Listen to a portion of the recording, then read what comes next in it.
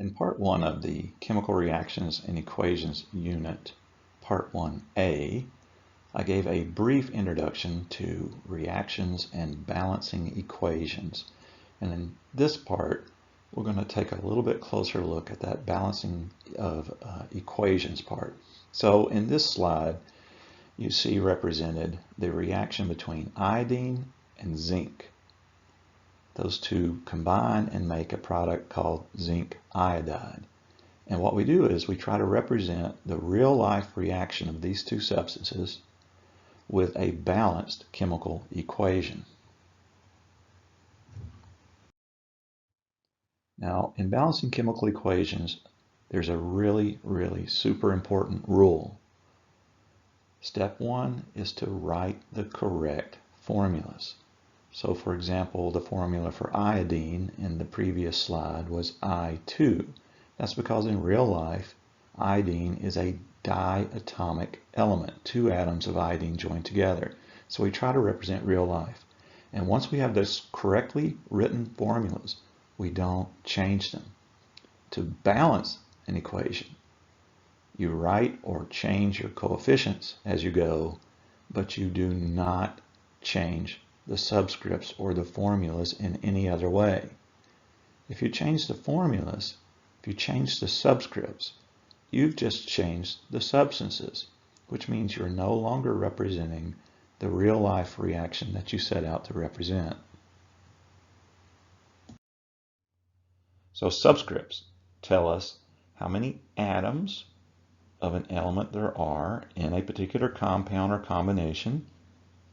O2 means that an oxygen gas molecule has two oxygens. CO, that's carbon monoxide. There's no numbers, so that means there's one carbon atom bonded to one oxygen atom. As opposed to CO2, carbon dioxide, where one carbon is bonded to two different oxygen atoms. So CO2, the subscript 2 applies to the oxygens. It does not apply to the carbon. Subscripts multiply what they touch immediately on the left. But if I use a coefficient up front, coefficients multiply what's on the right. So a coefficient of 3 CO2 means there are 3 carbon dioxide molecules. Coefficients tell you how many molecules, how many atoms, or if it's an ionic substance, how many formula units are required in that equation.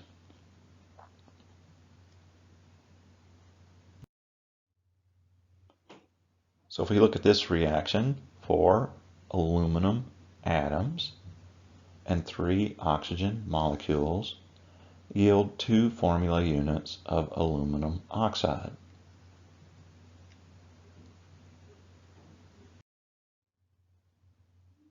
If you have the notes that go along with this particular slideshow, just put those aside for a minute and let's take another look at how coefficients and subscripts are used to balance an equation. Let's look at the burning of methane. Natural gas is what's being used in the Bunsen burner in this particular picture. In words, we could say if it's burning, then it's a reaction with oxygen. So methane and oxygen are yielding or producing carbon dioxide and water, believe it or not. We could represent the words with symbols. So methane's formula happens to be C carbon H4, 4 hydrogens. CH4, that's methane. Oxygen, you'll recall, is O2, not O, because if it's in real life, oxygen gas is diatomic. Carbon dioxide is CO2, and water is H2O. So that's our skeleton equation. It shows us the substances involved. I could make a visual of this, like using what's called ball and stick figures. So the black sphere represents carbon and the white spheres represent hydrogen. So here we see a methane molecule being represented. I'll use red spheres to represent oxygen, and the little sticks represent chemical bonds. This is not what a real chemical bond looks like, but it's just a way to imagine it. So we have O2, and that's going to yield CO2, the black carbon bonded to two red oxygens, and H2O, a red oxygen bonded to two white carbons. Now, visually, it's pretty easy to see that this equation is not balanced. We have 3 oxygens on the right, for example, but only 2 on the left. We have 4 hydrogens on the left, but only 2 on the right. So there's something wrong with this equation. What we need to do is think in real life. What would actually happen is we would probably have a lot more than just 1 methane or 1 oxygen available to burn. So what we want to find is the correct ratio. Let's think about it this way. If I've got 4 hydrogens on the left and I need 4 hydrogens on the right, the little white spheres, then the only thing that has hydrogen on the right is water, so I need another water molecule.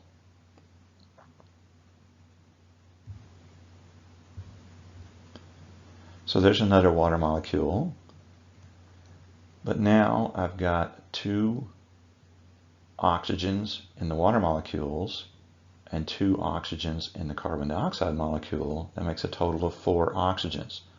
So over on the left side, if I want 4 oxygens, I need another oxygen gas molecule. So I need to draw another O2. And I can represent now the number that I've drawn with my coefficient. 2O2 means there are 2 oxygen molecules drawn, and 2H2O means there's 2 water molecules drawn. Now if I take a look at this, I'll see 1 carbon on both sides, 4 hydrogens on both sides, 4 oxygens on both sides. Now the equation is balanced. 1 molecule of methane requires 2 oxygen gas molecules to react. This will form 1 molecule of carbon dioxide and 2 molecules of water. So sometimes looking at an equation just with the letters and the numbers is helpful, but sometimes we need to visualize it in a different way. In that case, maybe you can imagine the molecules as being these little ball and stick figures, and maybe that will help.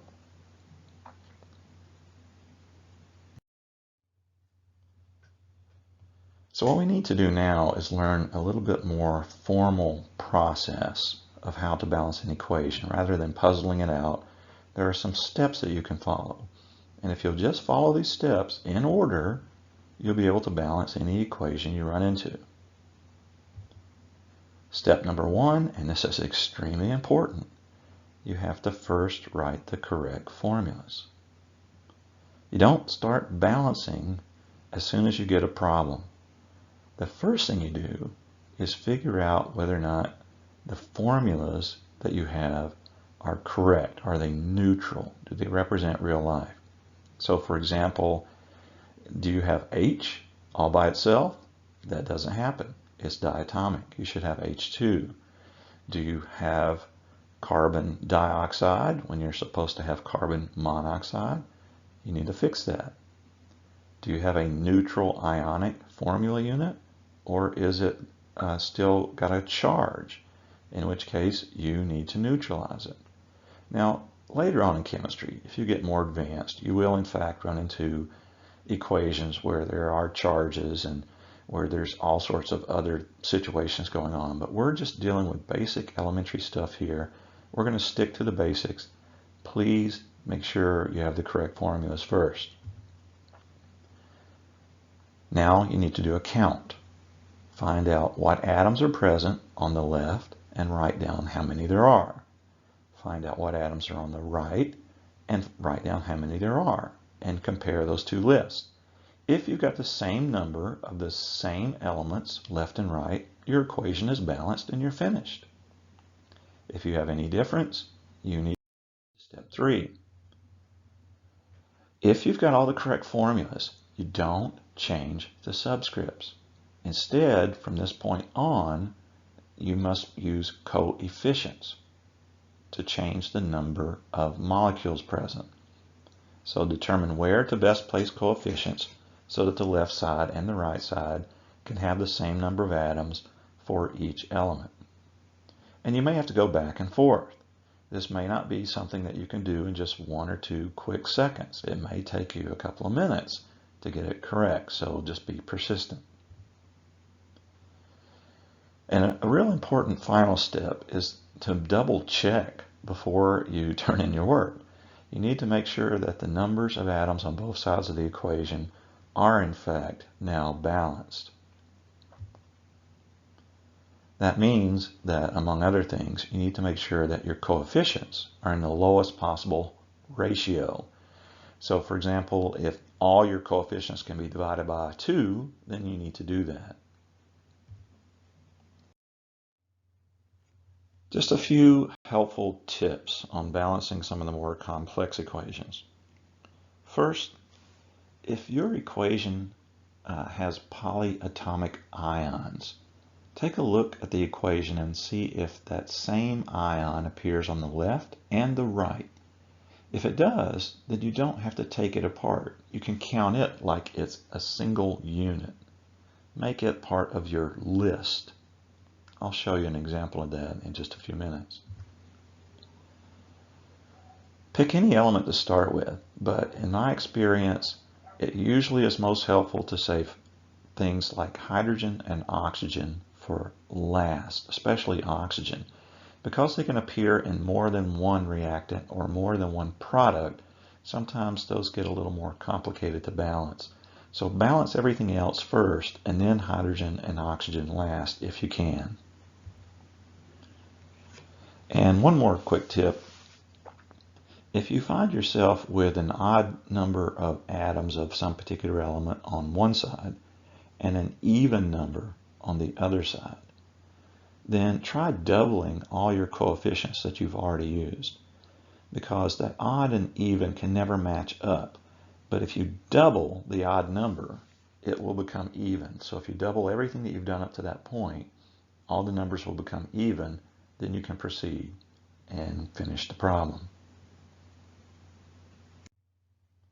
So here's a balloon, and it's filled with hydrogen gas represented by little white spheres, and they're doubled because that's H2. Outside the balloon is oxygen, and that's O2. If you add just a little bit of energy and you allow these two gases to mix, then you can get a chemical reaction, a rearrangement of the atoms where the hydrogen splits apart and joins to the oxygen and makes water molecules. Here's just a real quick video of Mr. Grabowski doing that. Now watch. Whoa! It's quite a violent reaction. A lot of energy is released. It's exothermic. So if we want to represent this on paper, we can write hydrogen, H2, and oxygen, O2, yields H2O, water molecules. This is not a balanced equation. We have 2 oxygens on the left, only 1 on the right. The formal way of doing this is to make a list. Put your atoms in any order you like on the left, put them in the same order on the right, and then count. We have 2 hydrogens on the left, 2 oxygens on the left, 2 hydrogens on the right, 1 oxygen on the right. This is not balanced. We need to start somewhere and try to make the oxygens balance out.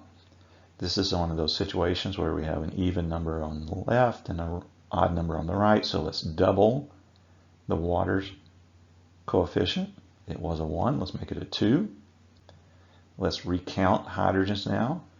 We have 2 water molecules, that's 2 times 2, or 2 plus 2 hydrogens. That's a total of 4 hydrogens. There was 1 oxygen, but if we have 2 water molecules, we now have 2 oxygens.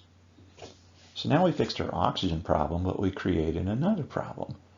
We have 4 hydrogens on the right, only 2 on the left. That's an easy fix though. Let's double or put a 2 coefficient in front of the H2. And now we have 2 times 2, or 4 H's on the left, 2 oxygens on the left. We have 4 H's on the right, 2 oxygens on the right. Now our equation is balanced. Our equation is balanced. The 2 hydrogen atoms from the hydrogen molecules split apart.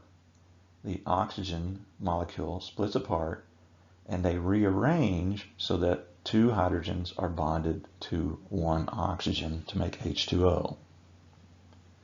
But we required a ratio of 2 hydrogen molecules to 1 oxygen molecule in order to get this reaction to balance.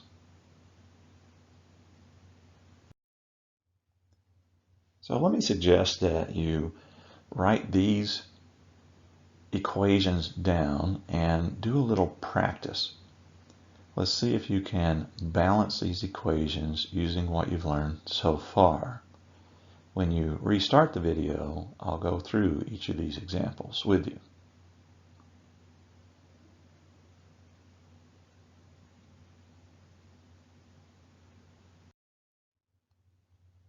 So in our first problem, we have aluminum, and that's reacting with bromine to make aluminum bromide. Let's write a list of atoms. We have Al and Br, and we'll make a list on the left and the same list on the right. Let's do a count. There's 1 Al, 2 Brs on the left. There's 2 Als and 6 Brs on the right.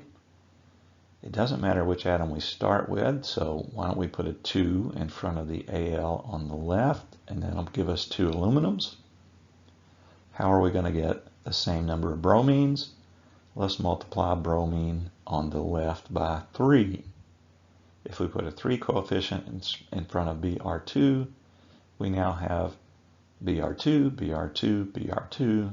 That means 6 total Brs. So now our equation is balanced with 2 aluminums on both sides and 6 bromines on both sides. This is what it looks like visually.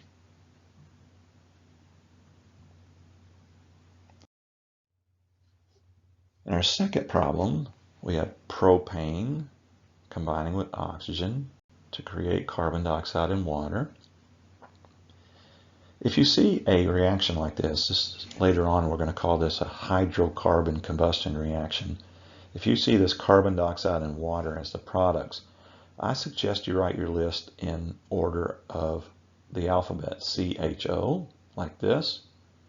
It doesn't really matter what order they appear in the equation, just write it down as CHO, because if you do that, you'll always find on the right side, carbon dioxide and water will give you 1 carbon, 2 hydrogens, and 3 oxygens. 1, 2, 3, CHO. Let's count over on the left side. We have 3 carbons, 8 hydrogens, and 2 oxygens. Now, I suggested earlier that maybe we should save hydrogen and oxygen for last, so let's start with carbon. If you put a 3 in front of the carbon dioxide, we now have 3 carbons. And we could go ahead and count our oxygens at this point, but we really don't need to do that yet because it's just going to change again as soon as we multiply the water by something. We need to multiply that water by 4. That way we'll get 8 hydrogens. Now let's count our oxygens and worry about oxygen last. The carbon dioxide has 2 oxygens, but you multiply that by 3, that's 6. The water has 1 oxygen, but you multiply by 4. So 6 plus 4 equals 10. So the right side of this equation now has 10 oxygen atoms. 3 times 2 plus 4 times 1. Can we get 10 oxygen atoms on the left? Sure we can. Let's multiply O2 by 5. Now we'll get 10 oxygens on the left, 10 oxygens on the right. We also have the same number of carbon and hydrogens on the left and right. Our equation is now balanced.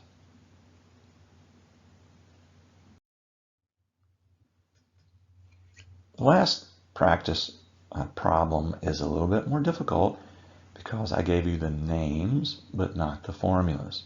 We're going to have to figure out those formulas. So let's take a look at that first. Sodium phosphate. That ATE on the end of the name tells me that's a polyatomic ion, and I can look that up and find out that's PO4 with a -3 charge. Sodium is in group 1 of the periodic table, so if you've got your periodic table handy and you find Na, you'll write down that that's a +1 or just a plus. PO4 is a 3-.